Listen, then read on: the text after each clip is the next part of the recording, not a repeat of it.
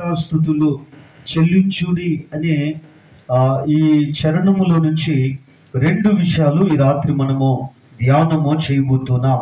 మొట్టమొదటి విషయం, దేవునికి కృతజ్ఞతాస్తుతులు చెల్లించే అంశములు. రెండవది, కృతజ్ఞత కలిగి జీవించుట. ఈ రెండు విషయాలు మీ గమనానికి తీసుకుని వచ్చి నా ఈ మాటలు ముగించాలని ఇష్టపడుతున్నా. మొదటిగా, మరి దేవునికి కృతజ్ఞత స్తుతులు చెల్లించే అంశములను గురించి మొదటిగా ధ్యానము చేద్దాం. 119వ కీర్తన 73వ చరణాన్ని మనము చదువుదాం. నీ చేతులు నన్ను నిర్మించి నాకు రూపు ఏర్పరిచెను. చలండి, మరి ఇక్కడ కీర్తనాకారుడు రాస్తూ 119వ కీర్తన 73వ చరణంలో నీ చేతులు నన్ను నిర్మించి నాకు రూపు ఏర్పరిచెను అనగా 73వ చరణము ఏమని మనకు తెలియజేస్తుందంటే, మన దేవుడు ఆయన సృష్టికర్త అని ఈ 73వ చరణము మరి మనకు తెలియజేస్తా ఉంది.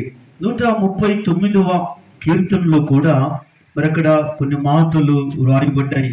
13, 14 చరణాలు మనం చదువుదాం. నా అంతరింద్రియములను నీవే కలుగజేసితివి, నా తల్లి గర్భమందు నన్ను నిర్మించిన వాడువు నీవే. నీవు నన్ను కలుగ చేసిన విధము చూడగా భయమును ఆశ్చర్యమును నాకు పుట్టుచున్నవి. అందును బట్టి నేను నీకు కృతజ్ఞతాస్తుతులు చెల్లించుచున్నాను. చాలండి, మరి ఇక్కడ దేవుని వాక్యంలో మనం చూస్తూ ఉన్నాం. మరి ఇక్కడ నా తల్లి గర్భమందు నన్ను నిర్మించిన వాడువు నీవే. నీవు నన్ను కలుగ చేసిన విధము చూడగా భయము ఆశ్చర్యమును నాకు పుట్టుచున్నవి. కాబట్టి కీర్తనాకారుడైన దావీదు భక్తుడు అంటున్నాడు, అందును బట్టి నేను నీకు కృతజ్ఞతాస్తుతులు చెల్లించుచున్నాను. కాబట్టి కీర్తనాకారుడైన దావీదు భక్తుడు ఈ 139వ కీర్తనను ఆయన గ్రంథిస్తూ చేస్తూ ఆయన ఇలా మాట్లాడుతున్నాడు. నీవు నన్ను కలుగు చేసిన విధము చూడగా, మరి నా తల్లి గర్భమందు నన్ను నిర్మించిన వాడువు నీవే.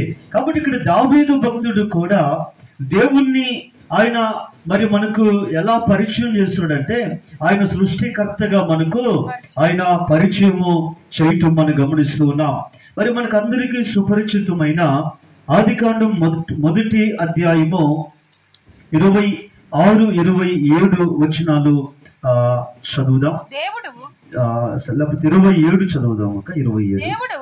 దేవుడు తన స్వరూపమందు నరుని సృజించెను, దేవుని స్వరూపమందు వారిని సృజించెను, స్త్రీనిగాను పురుషునిగాను వారిని సృజించెను. కాబట్టి ఇక్కడ దేవుడు మరి ఆయన 6వ దినమున దేవుడు